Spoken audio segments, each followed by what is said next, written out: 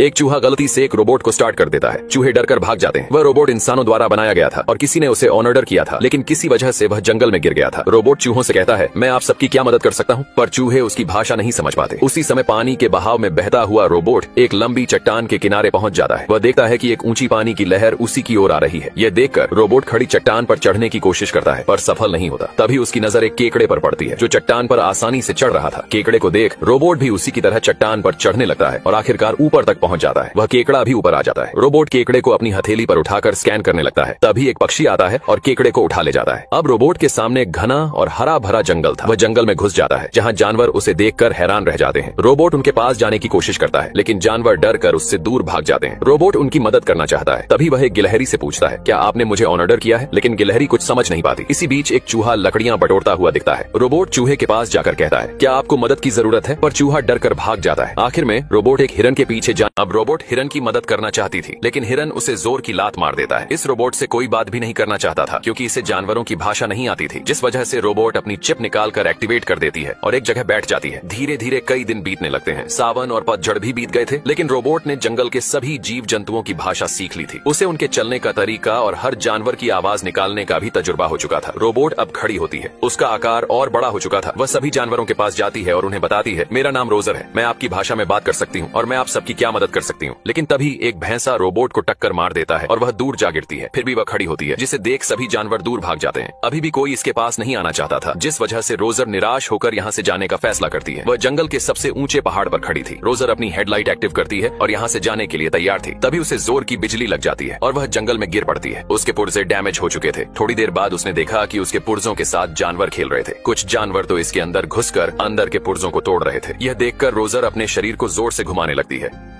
अब रोबोट नीचे गिर जाती है, जिसके बाद उसके पार्ट डैमेज हो चुके थे। थोड़ी देर बाद रोबोट ने देखा कि उसके पुर्जों के साथ जंगली जानवर खेल रहे थे। कुछ जानवर रोबोट के अंदर घुसकर पार्ट्स को तोड़ रहे थे, जिसकी वजह से रोबोट को बहुत बुरा लगता है। वह अपने हाथ के पंजे को एक्टिव कर देती है, जिसके बाद पंजा जानवरों से बचते हुए रोबोट के पास आ जाता है। रोबोट अपने शरीर को जोर से घुमाने लगती है, जिससे सभी जानवर बाहर निकलकर गिर जाते हैं। अब वह यहाँ से जाने के लिए अपनी हेडलाइट चालू करती है, लेकिन एक जानवर उसकी लाइट निकालकर भाग जाता है। रोबोट उसे पकड़ती है, लेकिन तभी वह देखती है कि उसके पीछे जानवरों का झुंड है। इस वजह से पेड़ नीचे झुकने लगता है। रोबोट पेड़ को झटके से छोड़ देती है, जिससे सभी जानवर आसमान में उड़ जाते हैं। रोबोट लाइट लेने के लिए उस जानवर को पकड़ती है। वह जानवर एक गुफा में छुप जाता है, लेकिन डर कर वहां से भाग जाता है। रोबोट अपना हाथ लंबा करके लाइट उठाती है। तभी उसे एक बड़ा जानवर दिखता है। वह एक भालू होता है, जो बाहर निकलकर रोबोट को एक तमाचा जड़ देता है। रोबोट अपनी जान बचाते हुए भागने लगती है। भागते भागते वह नीचे गिरने लगती है और पहाड़ के आखिरी छोर पर जा गिरती है। जब उसकी आंख खुलती है तो वह देखती है कि उसकी वजह से एक पक्षी मर चुका है और उसके अंडे भी टूट चुके थे। वह टूटे अंडों को जोड़ने की कोशिश कर रही थी, लेकिन तभी उसने देखा कि एक अंडा बिल्कुल ठीक था।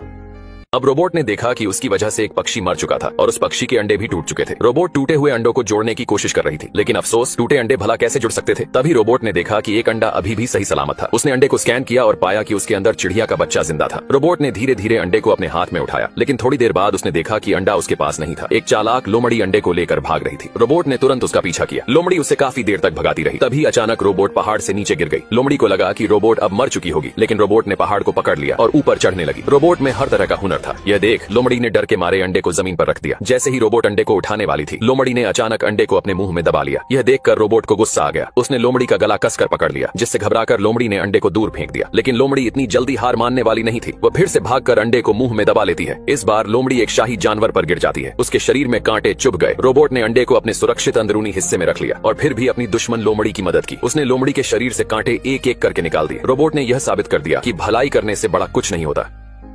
अब रोबोट लोमड़ी को उठाती है और उसके शरीर में धन से कांटों को निकालने लगती है। रोबोट दुश्मन लोमड़ी की भी मदद करती है। तभी रोबोट को कुछ हलचल महसूस होती है। वह उस अंडे को बाहर निकालती है। अंडा टूट रहा था, जिस वजह से रोबोट अपने हाथों से अंडे को फूटने से रोकने लगती है, क्योंकि उसका काम था कि वह अंडे की हिफाजत करे। लेकिन अंडे से बच्चा बाहर निकलता है। रोबोट ये सब देखकर हैरान हो जाती है। बच्चा रोबोट को सामने देखकर उसे अपनी माँ समझता है, लेकिन रोबोट ये नहीं जानती थी कि प्यार क्या होता है, दुख दर्द क्या होता है। इस वजह से वह बच्चे को नीचे उतार देती है और कहती है, मेरे इस काम के लिए कितने नंबर दोगे। लेकिन बच्चा डर गया था। वह अभी सही से बोल भी नहीं पा रहा था। अब रोबोट वहां से जाने वाली थी, लेकिन बच्चा उसके ऊपर चढ़कर उसकी लाइट को तोड़ देता है, जिसके बाद रोबोट वहां से नहीं जा सकती थी। बच्चा रोबोट से चिपक कर सो जाता है, लेकिन रोबोट बच्चे को चूहों के पास रख देती है ताकि वह चूहों के साथ रह सके। लेकिन चूहों के बच्चे उसे देखकर डर जाते हैं, जिस वजह से चूहों की माँ रोबोट से कहती है, क्या यह तुम्हारा बच्चा है? रोबोट मना कर देती है। चूहों की माँ कहती है, इस बच्चे ने तुम्हें पहले देखा होगा, इसलिए वह तुम्हारे पास जा रहा है। तुम्हारी जिम्मेदारी बनती है कि तुम इसकी परवरिश करो। इतना सुनकर रोबोट तैयार हो जाती है, क्योंकि उसे एक ऑर्डर मिला था।